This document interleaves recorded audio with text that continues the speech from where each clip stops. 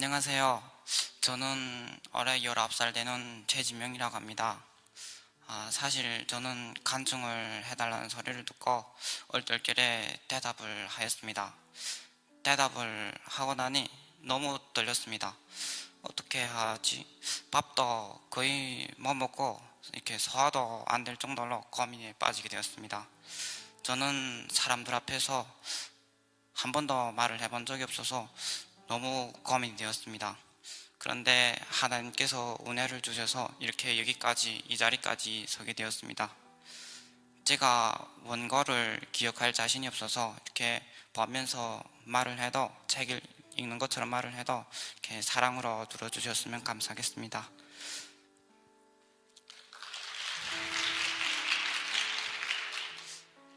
요즘 제가 좋아하는 성경 말씀이 있는데요.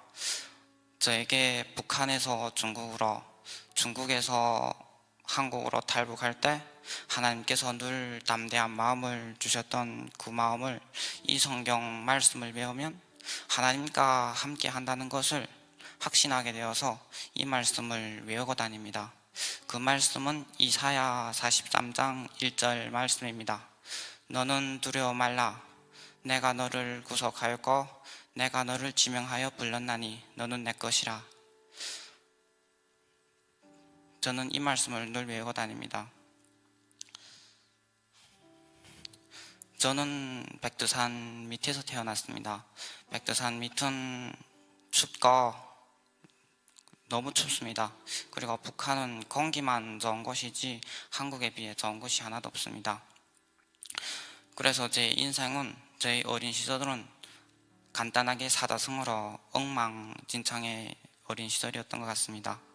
왜 엉망진창이었냐면요, 저는 어려서부터 보지 말아야 할 것들을 너무 많이 보고 자랐습니다. 굶어서 죽어가는 아이들, 거짓말로 살아가는 사람들, 공개 총살 등 이런 어린아이가 보기에는 너무나 잔혹한 장면들을 보고 자랐습니다.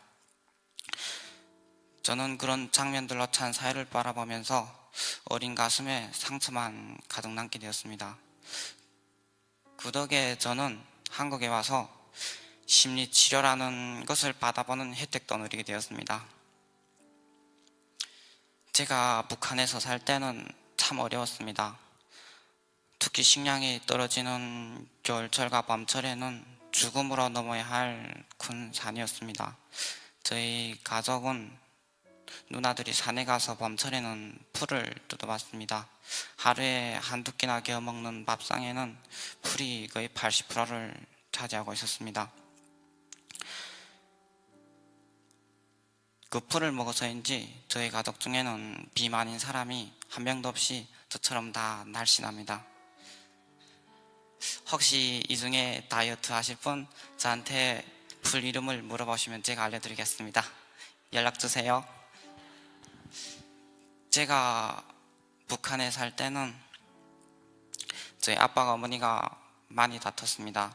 생활이 너무 어렵다나니 늘 다투고 그런 속에서 저는 자라면서 가슴에 너무 상처만 가득 생겼습니다. 그렇게 다투다가 저희 아버지가 어머니와 이혼을 하게 되었습니다.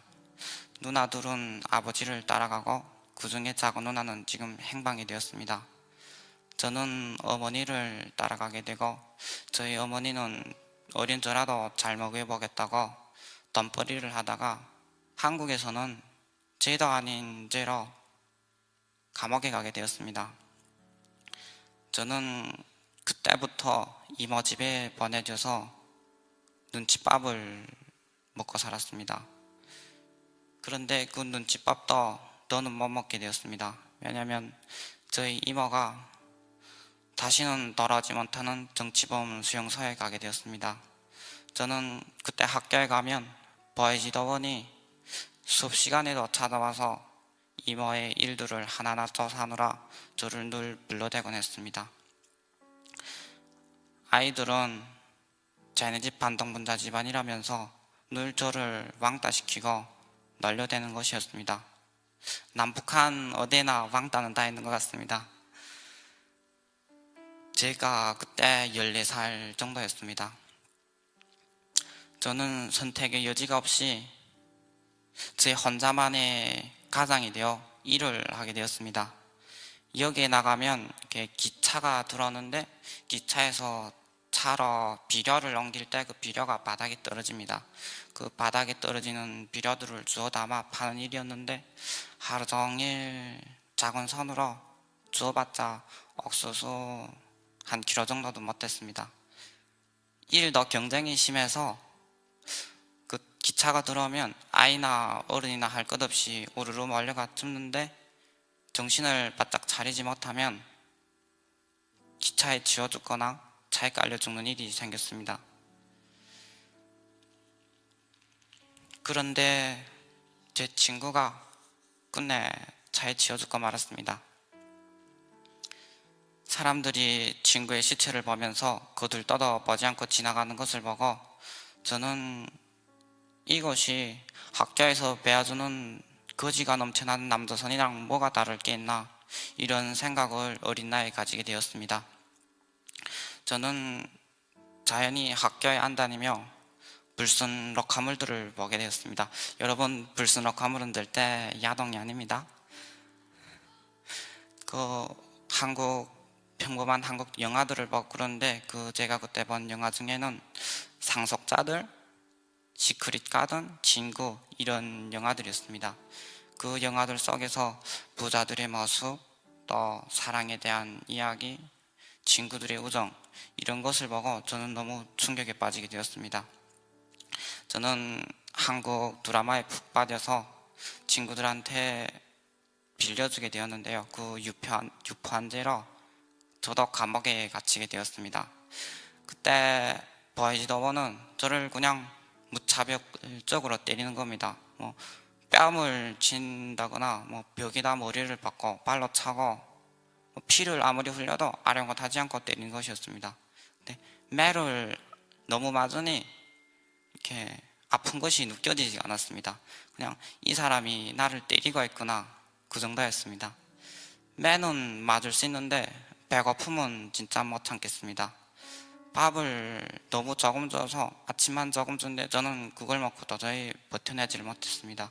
그래서 저는 탈옥을 결심하고 다자는 새벽에 창문을 뚫고 창문에 이불끈을 묶고 뛰어내리게 되었습니다. 그렇게 이불끈을 묶고 매달렸는데 조금 내려가다가 이불끈이 끊어지게 되었습니다. 저는 그때 떨어졌는데 다행히도 다친 데는 없었습니다. 그때 제가 처음으로 자유라는 것을 느끼게 되었습니다. 누구도 저를 때리거나 구속하지 않는 자유. 그때쯤 어머니가 감옥에서 나왔습니다. 어머니는 감옥에서 나오자마자 중국으로 탈북을 하게 되었습니다. 저는 그때부터 사회에서 하는 것이면, 아니면 부모가 저한테 하는 약속이라던가 하나도 믿지 않는 상처를 가지게 되었습니다. 저도 결국 북한을 떠나야겠다, 이 조선 땅을, 내가 태어난 고향을 떠나야겠다고 결심하고 강을 건너게 되었습니다. 그때가 6월 달이었습니다. 두만강을 건넜는데요, 백두산 밑이라 워낙 물이 차고 혹시 이 강을 건너다가 청해마다 이 강물에 떠내려갈 수 있겠다는 생각도 했지만 그 강을 건너면서 내가 이 땅을, 이 지옥 같은 땅을 다시는 오지 않겠다고 결심하는데도 너무 원망스럽고 그냥 모든 게 다 무서웠습니다. 저는 강을 넘어 뒤돌아보았는데 저 북한 땅을 바라보면서 다시는 저기 안 간다, 이런 것을 느끼면서 저는 그때 저의 두 번째 자유, 저의 미래에 대한 자유를 느끼게 되었습니다. 저는 그때부터 중국에서 식당에서 일하게 되었습니다. 식당에서 일하는데 북한 사람들이 신분증이 없다는 이유로 아무리 힘든 일을 하고 어려운 일을 해도 월급을 주지 않는 것이었습니다. 저는 사장님 보고, 사장님 저 월급 조금만 주세요 하니, 야, 너 북성대게 하는 거 도와준 거 그 얼마인지 알아? 하고 주지 않은 것이었습니다. 사장님 저 꼭 필요한데 조금만 주세요 하니, 야, 너 안 돼, 나한테 돈 없어, 조금 있다 나중에 줄게 이러며 안 주는 것이었습니다. 저는 그때 1년간 일하면서 주방에서 카레 베이고 불이 데이고 설렁탕 국물을 우려내느라 밤새 그 불 옆에서 자지도 못하고 일했는데 결국 울면서 식당을 떠나게 되었습니다. 저는 식당을 도망치다시피 그때 나왔습니다. 그리고 지금 생각해보면 저는 참 감사하다고 생각합니다. 왜냐면요, 저는 한 40가지의 요리들을 식당에서 배웠는데 지금 웬만한 집사님들만큼 요리 실력이 된다고 생각합니다. 그리고 설렁탕 같은 경우에는 오히려 낫지 않을까 이런 생각도 하게 되었습니다. 저는 요리하는 제 자신을 보고 하나님께서 만들어 주셨다고 저는 참 감사한 마음을 가지고 있습니다. 조금 억울한 마음도 있지만요. 식당을 나와서 곰곰이 생각해 보았습니다. 이제 나의 미래는 어떻게 될까? 아무리 생각을 해봐도 저의 미래는 중국에서 불만 밝았지 앞날은 캄캄했습니다. 그래서 저는 한국으로 떠날 것을 결심하고 짐을 싸고 떠났습니다. 그때 저는 스테반 목사님을 만나게 되었고 스테반 목사님을 만나서 며칠 있다 한국으로 떠나게 되었습니다. 스테반 목사님이 한국으로 떠나기 전 기도를 해줬습니다. 그리고 저는 한국으로 떠나게 되었는데 여기서 그만 공안에 잡히고 말았습니다. 공안에 잡혔을 때 저는 14살 때 감옥에 잡힌 그 두려움과 공포로 벙어리가 돼버리고 말았습니다. 이제 북한에 잡혀가면 난 분명 죽을 거야. 이런 두려움과 공포 속에 공안이 아무리 말을 시켜도 한마디도 못하는 벙어리가 되고 말았습니다. 그때 갑자기 생각나는 겁니다. 목사님이 떠날 때 기도하자, 진명아 기도하자. 그래, 이 생각 들어서 저는 기도를 하기 시작했습니다. 기도라는 것이 뭔지도 모르는 제가 하나님을 간절히 찾는 것이었습니다. 살아계신 나의 주 하나님, 이제 북한에 가면 저는 죽을 수도 있습니다. 하나님, 저를 버리지 말아주세요. 저를 버리지 말아주세요. 살아계시는 예수 그리스도의 이름으로 기도합니다. 이런 기도는 당연히 못했고요. 저는 그냥 외쳤습니다. 하나님, 진짜 살아계신다면 저를 살려주세요. 저를 버리지 말아주세요. 그냥 이렇게 작게 소리를 내고 마음속으로 크게 외치면서 기도했습니다. 그때 옆에서 그렇게 무섭게 걸던 경찰이 저보고 가라는 것이었습니다. 야, 너 가라. 제가 잘못 들어내서 다시 쳐다보니 너 가라고, 여기 다시 오지 말라고 하고 저를 소리치며 가라는 것이었습니다. 저는 그때 정신없이 역 밖으로 뛰어나오면서 혹시 제가 벙어리 흉내를 내는, 아니면 병어리 나갔죠. 근데 말을 알아듣고 가는 것을 보고 혹시 따라오지는 않을까 정신없이 밖으로 뛰어났습니다. 그때 저는 밖에 나와서 혹시 금방 무슨 일이 있었지? 분명 경찰에 잡혔었는데 대체로 북한 사람들 경찰에 잡히면 그대로 북송되었는데 난 지금 밖에 나와 있고, 저는 그때 깨달았습니다. 아, 하나님이 살아계시는구나. 하나님이 진짜 살아계셔서 살려달라고 기도하는 적에 응답을 주셨다고 저는 알게 되었습니다. 저는 그때부터 나이는 어리지만 사람이 죽고 사는 것은 하나님의 손에 맡겨뒀다.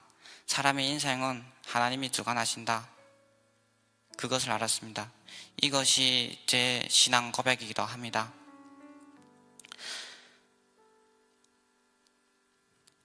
근데 한국으로 떠나던 중 공안에 몇 번 신분증 검사를 당하게 되었는데 저를 한 번도 검사를 하지 않은 것이었습니다. 하나님이 진짜 살아계시는구나. 그렇게 몇 번을 신분증을 옆에 사람까지 검사하면서 저만은 안 보는 것이었습니다. 그때 저는 두려울 것이 없었습니다. 나한테는 나를 살리신 하나님과 늘 기도해 주시는 목사 아빠가 계시는데 두려울 것이 하나도 없었습니다.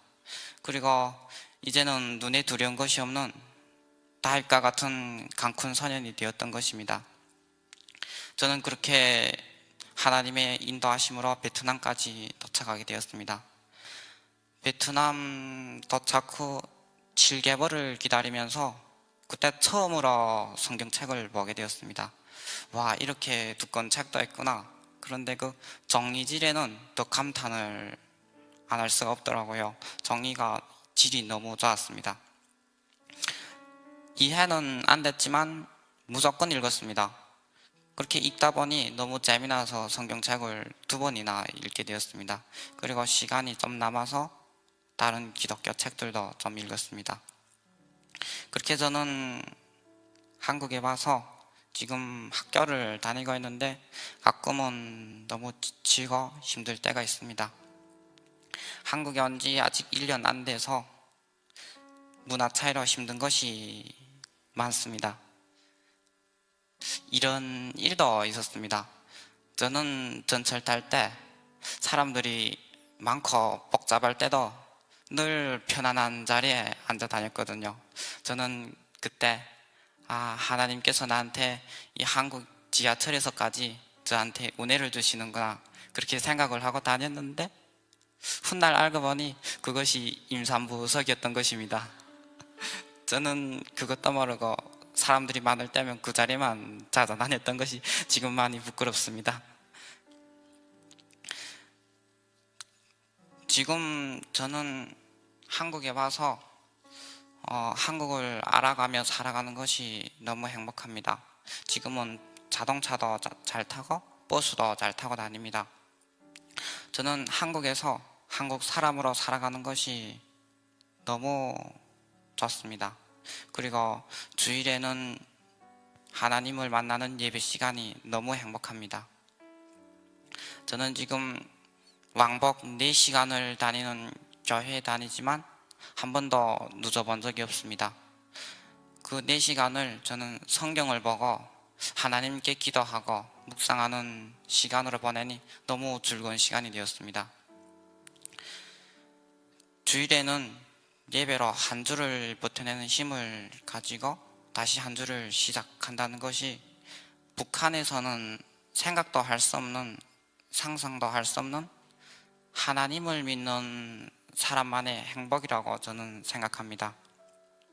이제는 기도하는 것이 하나님 살려주세요, 제발 살려주세요 하던 기도가 나를 살리신 나의 주 하나님, 나를 살려주신 하나님, 이렇게 기도를 시작하고 있습니다. 저는 하나님을 알면 알수록 북한도 사랑하시는 하나님을 알게 됩니다. 저는 여기 수지선한목자교회에 오면서 지하철에서 짧게 기도를 했습니다.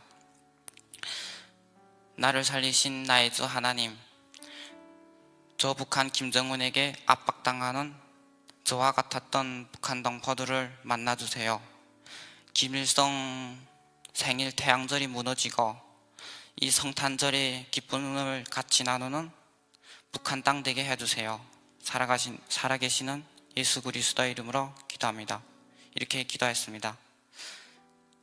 이제 저는 목에 칼이 들어오고 누가 뭘 해도 두렵지 않습니다. 하나님께서, 예수님께서 우리를 위하여 성탄으로 오셨다는 것을 저는 믿게 되었습니다. 그리고 외칠 수 있습니다. 예수님께서 우리를 위하여 여기 오셨다는 것을. 오늘 예수님의 탄생을 여러분에게도 전합니다. 북한을 위하여 기도해 주시는 수지선한목자교회 성도님들, 메리 크리스마스. 그리고 이 성탄의 기쁜 소식이 북한에도 들려지기를 우리 모두 다 함께 북한 동포 여러분, 힘들어도 조금만 참아내세요. 메리 크리스마스. 이렇게 다 함께 축복을 해주셨으면 좋겠습니다. 제가 또박또박 할 때 함께 축복해 주세요. 북한 동포 여러분, 힘들어도 조금만 참아내세요. 메리 크리스마스. 감사합니다. 제가 써온 기도문으로 간증을 마치겠습니다. 기도하겠습니다. 우리를 위하신 성탄으로 오신 하나님 감사합니다. 굶어 죽어가는 저를 살리신 하나님, 강을 안전하게 넘게 해주신 하나님, 공안에 잡혔을 때 벙어리가 되게 하여 살려주신 하나님, 북한을 위하여 기도해 주시는 수지선한 목자교회 성도님들에게 영광을 주시옵소서. 그리고 저 북한 동포들에게 이 성탄의 기쁨과 하나님의 영광이 두려지기를 기도합니다. 살아계시는 예수 그리스도 이름으로 간절히 기도드리옵나이다. 아멘.